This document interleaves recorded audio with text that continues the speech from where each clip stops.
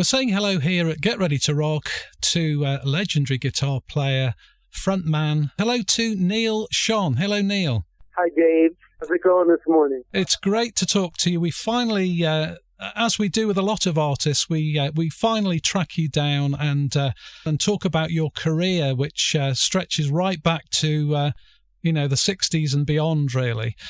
We're talking now in June of 2015, just on the back of a new album release called Vortex. But did you ever think, Neal, that 40 years plus on, getting on now for 45 years, you'd still have such a great career in music? Well, you know what? I never thought about it, actually, but never in it for any other reason but to play music. And so, creating music is endless. If that's what you're in it for, then you are going to be able to create throughout your whole life. It's up to you to, imagine what you want to put out there and go for it. Like I said, endless music. And we always come back in full circle, like I have with Carlos Santana and all the original members. We just completed another Santana record. Santana 4 is coming out next year, and probably some co-headlining dates with Journey and Santana, with co-mingling in between bands. And so it goes on forever. As long as you're healthy and you're playing well, it goes on forever.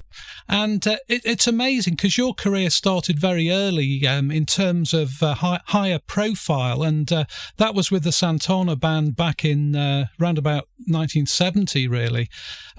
You missed out, I think, on Woodstock, but you were 15 at the time. It must have been tremendous to get that Santana gig. I mean, what do you remember of that particular period, Neal, when you joined a really big band like Santana? Well, it was very mind-boggling for me. I was a sophomore in high school, and then I met these guys, and I hated high school, and so,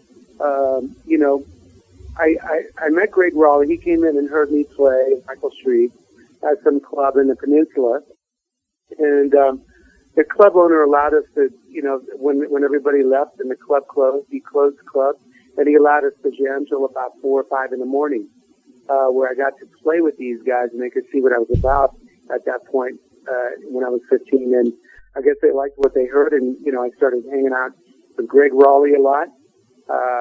His father had a place down in the Peninsula. He had a piano there, and he picked me up from school, and I'd go and play guitar with him, and we'd jam and sort of write some ideas.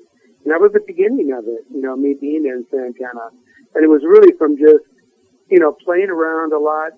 I would suggest for any young player, I know there's not as many cool blues clubs and clubs that you can fit in any longer as there was in the 60s and the 70s, but that's what you do. You get out and you do seen, play as much as you can with as many people as you can, and hopefully you get seen like I did, and people will pick up on you and want you to join them.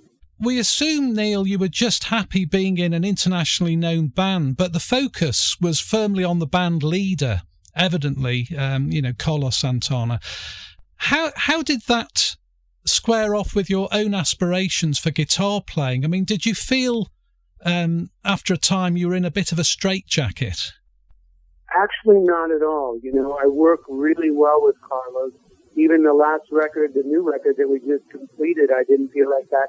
I'm completely happy to sit in the back until, he nods at me, and when he nods at me, he wants me to play, and then I really do play, and I don't hold back.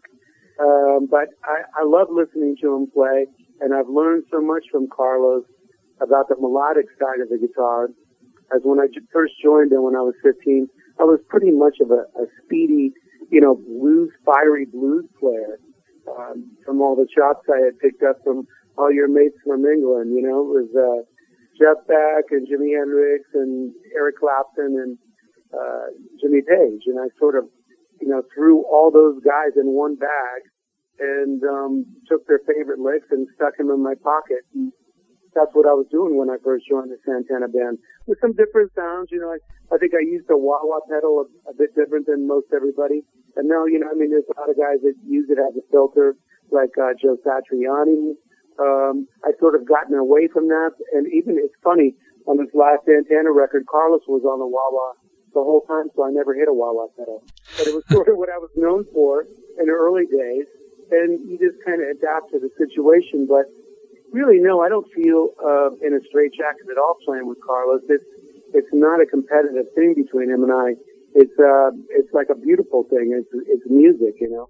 We're creating together, and it's not about, you know, being in the lead all the time. You know, everybody has their time to share and shine in a band like that. And that's what that band is about. It's all based on rhythm, you know, lots of rhythm. African rhythms, Cuban rhythms, Latin rhythms. And, you know, it's going to motivate people whether or not there's guitar on it. I mean, even with the addition of Greg Raleigh coming back, it immediately sounded like old Santana. I mean, Carlos, you can identify his playing in 2 seconds flat. Greg Raleigh is the same. When he started playing the B3 organ and singing, we just did 2 dates together in Mexico with Journey and Santana. And, you know, when Greg came on stage with Carlos, it was like Elvis. You know, he started singing Black Magic Woman, Peter Green songs, and the place came unglued. And then I came on, and it was even more unglued. And so it's going to be a lot of fun. Have you kept in touch with Carlos Santana over the years, or have you just sort of like touched base fairly recently?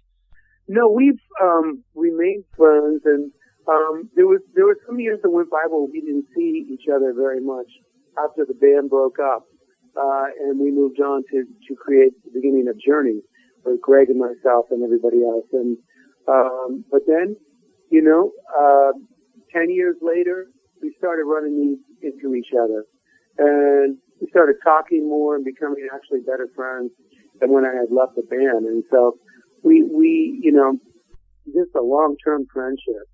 Both of us being together so much because we both get inspired from one another. He's trying to talk me into buying a house on his block up in Vegas. And I'm like, maybe, but I don't know if I can handle Vegas. You know, I'd love to live down the block from him because he's a very cool guy to hang out with. You know, he's got so much music all the time. I've never seen anybody that has such a catalog of music and things that nobody's ever heard of, that are from Africa and all over the world, just world music and great stuff.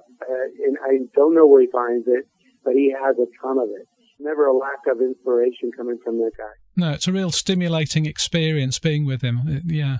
I had to make the choice of going with Eric or Carlos, and, you know, I wanted to go both places at the same time. But, you know, Carlos is definitely one of my mentors, you know, taught me a lot about everything, not just playing. He's very, you know, he's got his feet deep in the ground, and he's got a great head on him. You know, he's in a very good place right now. Probably the best ever.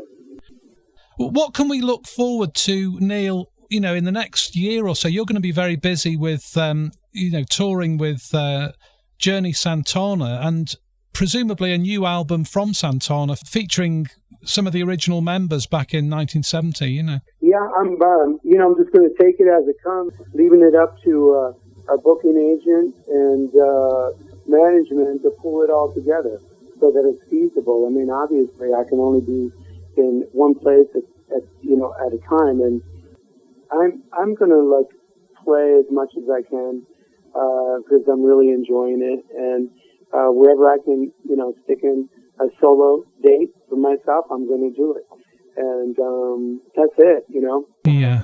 Well, we wish you all the very best with that, Neal, and we're really grateful for your time today, talking about your career really in its widest form, and you know, best of luck with this new album. I'm hoping people will also look back to some of those other solo albums because they are really worth investigating. Well, if they don't, you know, they will inevitably hear me playing them live because I am constructing a set. And I will play live out by myself, and that's where those songs will live, you know? All right, Dave. Thank you, Neal. Take care.